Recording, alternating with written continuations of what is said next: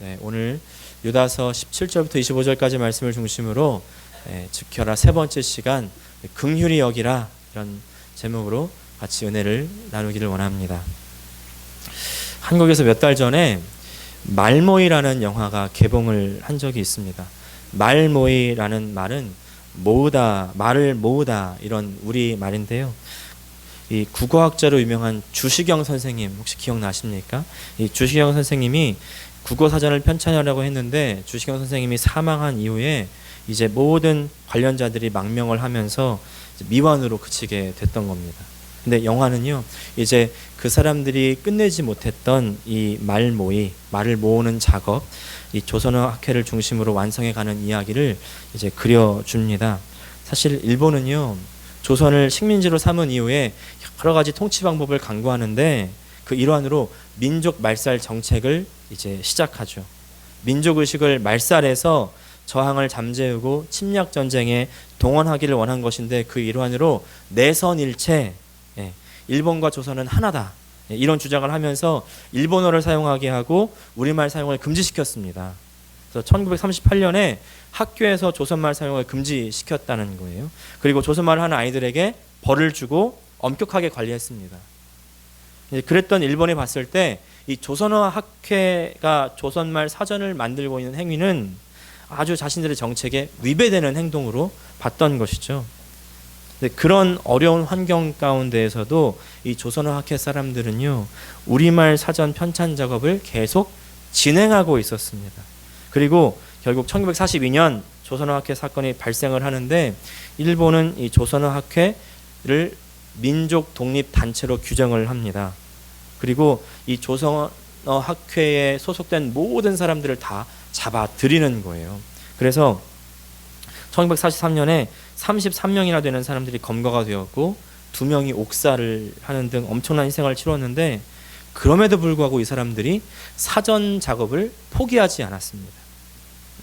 그래서 1945년 광복 이후에 풀려나와서 결국 1947년에 조선말 큰사전 1권을 편찬했고요. 1957년에 총 6권에 걸쳐서 모두 이제 조선말 큰사전을 완결하게 됩니다. 처음 주시경 선생님이 사전 작업을 시작하신 지 이제 46년 만에 사전 편찬 작업을 다 마무리했다는 거죠. 이분들이 왜 그렇게 핍박을 받으면서까지 포기하지 않고 사전 작업에 열중했을까? 이 주시경 선생님이 이 사전 작업을 시작한 데는 이유가 있었는데 이 주시경 선생님 말씀 한번 들어보시기를 바랍니다. 이렇게 말씀하세요. 문명 강대국은 모두 자국의 문자를 사용한다. 말을 잃으면 나라를 잃는다. 일제가 우리나라를 침탈했으니 앞으로 우리의 근본을 무너뜨리려 할 것이다. 그 근본 중 가장 중요한 것은 문화고 그 문화를 지탱하는 것이 언어다. 그러므로 저들은 제일 먼저 우리의 말과 글을 빼앗으려 할 것이다. 그래서 결국 자기 자신을 잃지 않기 위해서, 자기 자신을 지키기 위해서 말과 글을 목숨을 바쳐서까지 지켰다는 것이죠. 우리가 쓰는 이 말과 글이 우리의 그 나의 근본이라고 한다면 지금 내가 쓰는 말, 내가 쓰는 그 글, 나 자신을 나타낸다고 볼 수 있지 않겠습니까? 내가 일본 사상에 젖어서 일본 말과 일본 글을 쓴다면 나는 일본 사람이 될 수 있겠고요. 내가 한국적인 사고방식을 가지고 한국말을 쓴다면 나는 한국 사람입니다. 그래서 사실 제가 여기 미국에 살면서 미국 시민권을 받고서 이곳에 살고 있다 할지라도 법적으로는 미국 사람이지만 내 정체성, 진정한 나는 한국 사람인 것이죠. 내가 한국적인 사고방식을 가지고 한국말을 쓴다면 나는 한국 사람인 것이죠. 그래서 근데 이런 원리가요, 영적으로도 똑같이 적용된다는 사실입니다. 세상 사람들이 하는 말을 하고 세상 사람들이 하는 행동을 한다면 아무리 내가 그리스도인이다 말하고 또 교회 다니고 예배 드리는 모습이 있다 할지라도 그 사람을 그리스도인이라고 인정해 줄 수 있겠습니까? 내 쓰는 말과 글이, 내 행동이 세상과 다르지 않다면 나는 아직 그리스도인이 아닐 수도 있다는 것이죠.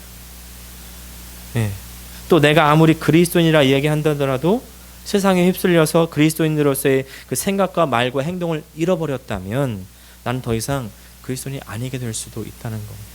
그래서 조선어학회 사람들이 그렇게 말과 글을 지키기 위해서 애를 쓴 것처럼 우리도 그리스도인으로서의 말, 그리스도인으로서의 행동을 지키기 위해서 싸워야 되지 않겠습니까? 이 조선어학회 사람들이요, 조선의 말과 글을 지킨다는 것, 일본으로부터 지키는 그 일본과의 싸움이기도 했지만 조금 다른 의미로 생각해 본다면요, 사실 이것은 자기 자신과의 싸움이기도 했습니다. 왜냐하면 포기하면 편해진다는 말이 있죠. 포기하면 편하다. 그래, 조선말 포기하면요, 이 사람들 삶이 당장 편해질 수 있었던 사람들입니다. 누가 나를 잡으러 오는 사람 없고 나를 제지하는 사람 없었을 것 아니겠습니까? 위에서 시키는 대로 일본말 쓰면 편합니다. 그런데 그렇게 자신이 편해지는 것과 싸우는 거예요. 왜냐하면 내 몸이 편한 것보다 더 큰 가치가 있기 때문이라는 것이죠. 우리 영적인 삶도 마찬가지 아니겠습니까? 지금 당장 그리스도인으로서 살기가 고되고 힘들죠.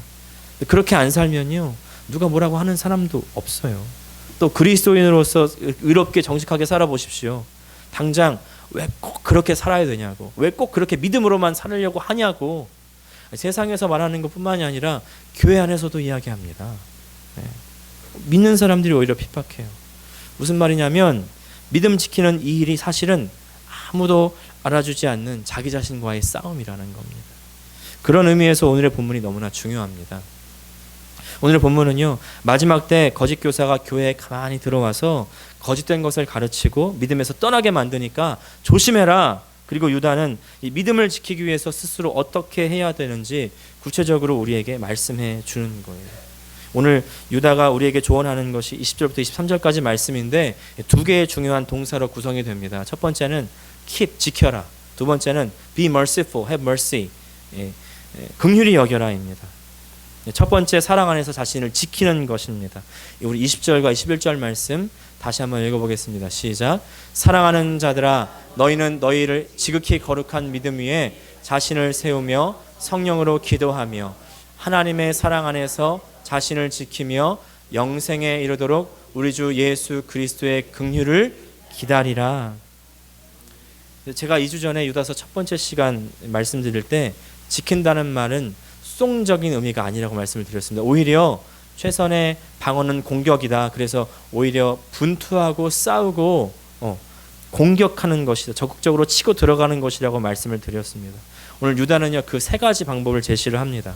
바로 거룩한 믿음 안에서 자신을 세우고 성령으로 기도하고 그리고 그리스도의 긍휼을 기다리는 것입니다. 세운다는 건요, build up, 건축한다는 말인데 성경은 많은 곳에서 건축하라는 말씀을 우리에게 하죠. 성전을 건축하고 교회를 건축하고, 오해하지 마십시오. 교회를 건축한다는 것이 예배당을 건축하는 것이 아니라 우리 믿는 이들의 모임 공동체를 건축한다는 것이죠. 그리고 믿음을 건축하고 나 자신을 건축하라고 말씀하고 있습니다. 어느 나라에서 만약에 적군이 쳐들어온다는 소식을 들었습니다. 그 나라에서 당장 가장 중요하게 하는 일, 바로 성벽을 굳건하게 다시 세우는 일 아니겠습니까? 적군을 막기 위해서 성벽을 쌓듯이 나 자신을 세워야 되는데 그때 중요한 것은 토대입니다. 어떤 토대 위에 세우느냐, 그것이 바로 이 성벽이 얼마나 굳건한가를 좌우하는 것이죠. 그 토대가 바로 믿음이라는 겁니다. 거룩한 믿음. 근데 믿음도 여러 가지 믿음의 종류가 있다는 사실 아십니까? 큰 믿음이 있는가 하면 작은 믿음이 있고요. 또 진실된 믿음이 있는가 하면 거짓된 믿음도 있는 것이죠. 오늘 보니까 거짓된 믿음을 가진 사람들이 나오는데 정욕대로 행하고 믿음으로 사는 사람들을 조롱하고 분열을 일으키는 사람들입니다. 오늘 읽진 않았지만 16절부터 같이 한번 읽어보면 같이 읽겠습니다. 시작.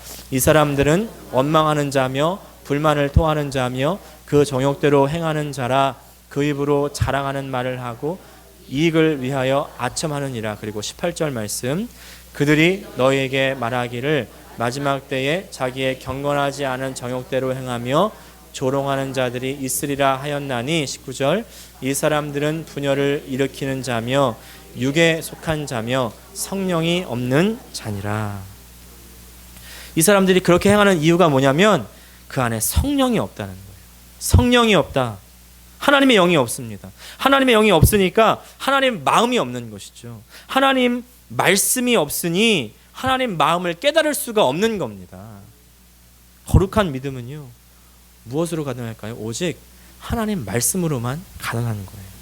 여러분, 하나님 말씀 가까이 하고 계십니까? 제가 요새 계속 강조해 드리죠. 여러분 매일 성경 읽으십니까? 하나님 말씀 대하십니까? 오직 그것만이 우리의 살 길입니다. 어떤 사람도요, 하나님 말씀 가까이 하지 않고는 하나님 마음 알 수가 없고 하나님의 영으로 충만할 수가 없습니다. 여러분, 성령 충만하다는 것은, 신령하다는 것은 말씀 충만하는 것과 같은 말이에요. 하나님 말씀이 없으면 우리는 성령이 없는 자들이 하는 말을 하고 성령 없는 자들이 하는 행동을 할 수밖에 없는 겁니다.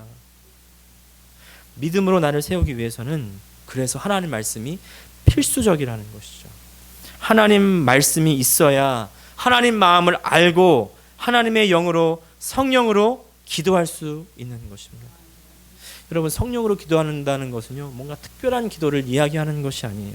막 난리를 내면서 기도하는 것만을 이야기하는 것이 아닙니다. 자주 말씀을 드렸습니다. 기도는 내가 원하는 것, 내가 구하는 것 하나님께 그냥 밀어붙여가지고 하나님께 나의 그 주장을 얻어내는 것이 아니라 하나님의 생각을 내 생각으로 변화시키는 거예요. 내 생각을 하나님께 굴복시키는 것입니다. 그것이 기도예요. 그러니 하나님 말씀을 알아야 성령으로 기도하죠. 하나님 말씀이 없이 하는 기도, 하나님 말씀이 없는 믿음, 이 두 개가 교회를 무너뜨리고 있다는 사실 아십니까? 참 아이러니한 것이요, 하나님께 열심히 있는 사람이 교회를 세우기도 하지만 한면으로는 열심히 있는 사람들이 교회를 무너지게도 만듭니다. 믿음도 없고 열심도 없고 그냥 왔다 갔다 하는 사람들은요, 교회에 크게 분란을 일으키지 않아요. 근데 뭔가를 하려고 하고 하나님 위해서 뭔가를 하고 싶은 열정 있는 사람들, 그 방향이 제대로 정립되지 않았다면 교회를 크게 어렵게 할 수가 있습니다. 내 안에 하나님을 향한 역시 열심이 있으십니까? 좋은 일이죠. 그런데 그렇다면 그 열심의 방향성은 어디로 향하고 계십니까? 하나님 말씀 안에서 하나님 마음 발견하고, 그리고 하나님의 영의 인도를 받아서 방향을 항상 확인할 수 있는 저 여러분 되시기를 원합니다. 그런 사람들이 기다릴 수가 있는 거예요. 하나님께 열심히 있는 사람들이요, 내가 뭔가 열심히 했습니다. 그런데 교회 일, 이 영적인 일들은요, 보통 바로 결과가 나타나는 일은 거의 없습니다. 시간이 걸려요. 시간 걸리면 어떻게 됩니까? 이거 교회에서 열심히 해봤자 되는 일도 없네. 알아주는 사람도 없네. 이거 바뀌는 것도 없고 욕만 먹고 때려쳐. 쉽게 불만 불평이 나옵니다. 이 거짓된 믿음의 모습이라는 것이죠. 다른 사람 어떤 누군가가 아니라 이것이 나의 모습이 될 수 있다는 것 기억하시기를 바랍니다. 그래서 영생에 이르도록 기다려라. 기다려라. 우리가 바라보는 것은 이 땅 위의 것이 아니라는 것을 기억하시기를 바랍니다. 우리의 믿음을 열심히 지키고 싸웠는데 그 결과가 우리의 인생의 시간 속에서는요, 나타나지 않을 수도 있어요. 안 나올 수도 있습니다. 그러나 우리는 우리의 삶만을 바라보는 사람들이 아니라 영생을 바라보며 사는 사람이라는 것을 기억하시기를 바랍니다. 내 마음을 지키십시오. 거룩한 믿음, 하나님 말씀에 나를 세우고 성령으로 기도하고 하나님의 때를 기다리실 수 있는 저 여러분 되시기를 축복합니다. 그런가 하면요, 유다는 믿음을 지키는 데 있어서 자기 자신을 향했던 그 방향을 나의 밖으로 돌립니다. 다른 사람을 긍휼히 여기라는 것입니다. 우리 22절과 23절 또 읽겠습니다. 시작. 어떤 의심하는 자들을 긍휼히 여겨라. 또 어떤 자를 불에서 끌어내어 구원하라. 또 어떤 자를 그 육체로 더럽힌 옷까지도 미워하되 두려움으로 긍휼히 여기라. 긍휼히 여기라. 긍휼이라는 그 단어의 사전적 의미는 가엾게 여기라는 것이죠. 보통 어떤 사람들을 우리가 가엾게 여깁니까? 나보다 힘이 없는 사람, 나보다 연약한 사람, 부당한 배우를 받는 사람들을 가엾게 여기죠. 그에 반해서 죄를 지은 사람, 악한 사람, 가엾게 여기지 않습니다. 그런 마음 가지기가 쉽지 않습니다. 왜냐하면 그 죄에 합당한 벌을 받아야 된다고 생각하는 것이죠. 그러나 긍휼한 마음은 자격이 없는 사람에게 가져야 되는 마음입니다. 왜냐하면 우리가 하나님의 긍휼을 받은 사람이기 때문이죠. 문제가 뭐예요? 하나님의 긍휼하심을 입은 우리가 하나님의 긍휼이 필요한 다른 사람을 긍휼히 여기지 않을 때 문제가 일어나는 겁니다. 오늘 유다는요, 특별히 의심하는 사람들을 긍휼히 여겨라 이렇게 말씀하는데, 의심하는 사람들은 교회 안에서 거짓된 가르침을 쫓아가지고 분란을 일으키고 교회를 어지럽히고 논쟁을 하는 사람들을 가리킵니다. 이 사람들을 긍휼히 여겨라. 어떻습니까? 여태까지는 믿음을 지켜야 된다, 싸워야 된다, 분투해야 된다 이렇게 얘기했는데, 아니 그러면 교회 안에 분란을 일으키고 교회를 어지럽게 하는 사람들과 싸워야 되지 않습니까? 이렇게 간다면 논리적으로 전개가 아주 잘 되는 건 아닙니까? 그런데 긍휼히 여기라는 거예요. 긍휼히 여기라. 이래서 지켜지겠어? 내 믿음을, 내 교회를 이래서 지킬 수가 있겠어? 네. 근데 지킬 수가 있다는 거예요. 왜 그럴까요? 우리가 나의 믿음을 지키는 것만 중요한 것이 아니라요, 다른 사람의 믿음을 지켜주는 것 또한 중요한 것이기 때문입니다. 우리가 신앙생활을 하다 보면요, 자꾸 내 중심의 오류에 빠지게 됩니다. 내가 은혜 받는 자리가 있고 그 자리 꼭 안 뺏기려고 그러죠. 내가 은혜 받는 방식이 있고, 어떤 사람들은 크게 기도하고 어떤 사람은 작게 기도하고, 왜 이렇게 크게 기도 방해된다고, 넌 왜 이렇게 작게 기도하냐고, 그럼 너도 크게 좀 기도하라고. 누군가 그걸 침해하면요, 너무 불편해하고 화를 냅니다. 우리 교회는 너무 작아가지고 아직 자리가 넉넉하니까 뭐 그런 일 일어나지 않지만은 앞으로 그런 일이 생길 수가 있어요. 사랑하는 여러분, 내가 중요한 만큼 다른 사람도 중요하다는 것을 기억하시기를 바랍니다. 예수님께서 나를 위해서 십자가에 돌아가신 것처럼 내 옆에 그 사람을 위해서도 돌아가셨습니다. 그래서 유다가 말하죠. 3절에 사랑하는 자들아, 또 17절에 사랑하는 자들아, 22절에 사랑하는 자들아, 사랑한다는 거예요. 예수님께서 사랑하고 나도 너를 사랑한다. 사랑하는 자들아. 그래서 형제가 어려움에 빠지면 불 속에라도 들어가서 건져내야 되고, 죄는 미워해도 사람은 미워하지 말라는 말이 있는 것처럼 죄는 미워해도 두려움으로 긍휼히 여겨라. 왜 그럴까요? 먼저 우리가 기억해야 될 것은 우리가 심판을 내리는 심판주가 아니기 때문입니다. 네. 내가 심판주가 아니에요. 그래서 유다는 9절 말씀에서 천사장 미가엘의 이야기를 인용하는 겁니다. 9절 말씀 읽을 때 제가 세 번역으로 준비해 봤습니다. 세 번역으로 같이 한번 읽겠습니다. 시작. 천사장 미가엘은 모세의 시체를 놓고 악마와 다투면서 논쟁을 할 때에 차마 모욕적인 말로 단죄하지 못하고 주님께서 너를 꾸짖으시기를 바란다, 이렇게만 말하였습니다. 천사가 마귀와 다투었대요. 마귀는 그야말로 적 중에 적의 실체 아니겠습니까?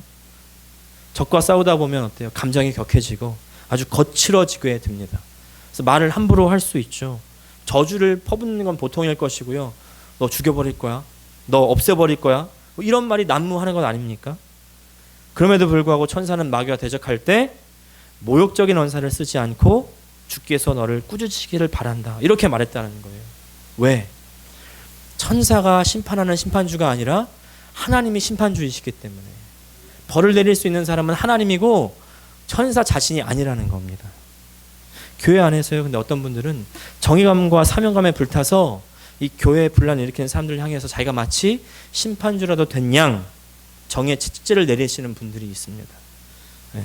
아주 심한 언쟁을 하면서 그것은 잘못된 것이 아니다, 이런 생각 가지시는 분들이 있어요. 그러면서 내가 정의의 사도가 된 것처럼 착각하는 것이죠. 명분 좋습니다. 그렇게 해서 지켜질 것 같아요. 근데 사실은 그렇게 해서도 지켜지지 않는다는 사실이에요. 우리가 화를 내고 성을 내는 것, 아무리 명분이 있고 이유가 있어도 우리의 성, 우리의 화는요, 중립적이지 않습니다. 죄를 동반하는 거예요. 그래서 사도 야고보가 정확하게 이것을 지적합니다.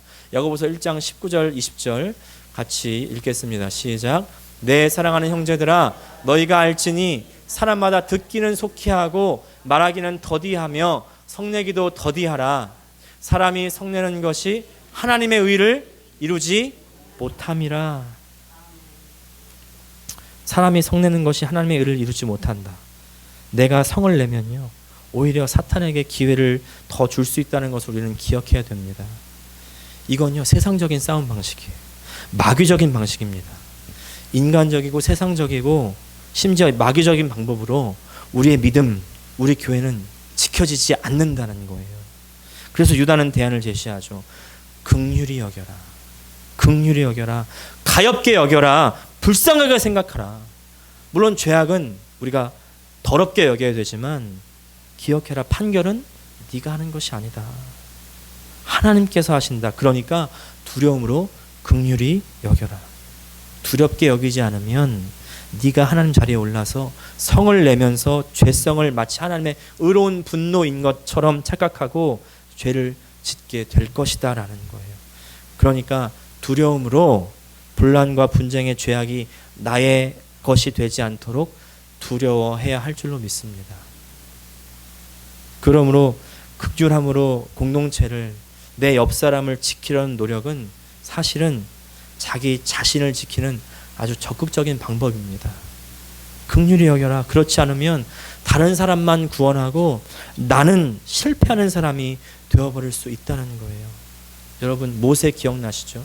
모세가 출애굽 이후에 이스라엘 백성들을 광야에서 40년 동안 인도했습니다. 아주 잘 인도했어요. 그 자신들은 이제 몰랐겠지만 이제 드디어 광야에서의 여정을 마치고 곧 40년 뒤에 가나안으로 들어갑니다. 근데 그때 바로 전에 백성들이 물이 없다고 불평하는 거예요. 그때 모세가 화를 내면서 이야기하죠. 내가 반석에서 물 내려주겠다. 그러면서 지팡이로 돌을 내려 칩니다. 반석에서 물이 나와서 백성들과 짐승들은 물을 마셨는데, 그런데 하나님께서는 모세에게 이렇게 말씀하세요. 민수기 20장 12절 말씀 같이 읽겠습니다. 시작. 여호와께서 모세와 아론에게 이르시되 너희가 나를 믿지 아니하고 이스라엘 자손의 목전에서 내 거룩함을 나타내지 아니한 고로 너희는 이 회중을 내가 그들에게 준 땅으로 인도하여 드리지 못하리라 하시니라. 왜 화를 내고 나의 거룩함을 드러내지 않았니? 미안하지만 모세야, 가나안에는 너 못 들어갈 것 같아. 무슨 말이에요? 약속의 땅, 하나님의 그 왕국이 임하는 가나안 땅에는요, 인간의 옛 본성이 설 자리가 없다는 겁니다. 내 육신적인 본성을 성령의 은혜로 이기지 못하고 내 성질대로 살면 다른 사람들은 잘 이끌어 놓고도 오히려 나는 실패하는 인생이 될지도 모른다는 것이죠. 여러분, 두려워하시기를 바랍니다. 두려움으로 나를 지키고, 그리고 긍휼함으로 내 이웃, 내 공동체를 지키는 저 여러분 되시기를 축복합니다. 이제 이 마지막 이야기를 드리고 말씀을 마무리하기를 원하는데요. 에콰도르의 낯선 땅으로 선교를 떠났던 짐 엘리엇, 이 선교사님의 이야기를 다 아실 겁니다. 창끝이라는 영화로도 또 책으로도 이제 출판되었고 제작되었던 이 짐 엘리엇 선교사님의 이야기를 작년에 말씀드린 적이 있는데, 이 짐 엘리엇 선교사님을 비롯한 5명의 젊은 선교사님들이 이제 비행기를 타고 아우카 부족이 사는 땅, 그 땅으로 간 겁니다. 근데 그 땅에 내리자마자 이 부족 사람들이 선교사님들을 다 죽여버리는 사건이 일어났죠. 순교한 겁니다. 미국 언론에서는 난리가 났습니다. 타임스, 뉴욕 타임스 다 난리가 났어요. 부인들을 인터뷰하고 그러면서 많은 사람들에게 큰 감동을, 메시지를 이제 주었는데요. 이야기는 오히려 여기서부터 시작되는 겁니다. 이 순교한 선교사님들의 부인들, 이 사람들이 결혼한 지 얼마 안 된 아주 젊은 사람들입니다. 20대 후반, 30대 초반의 사람들인데 아이가 이제 2살, 또 4살, 5살, 6살 이런 아이들을 끌고 정글로 들어가는 거예요.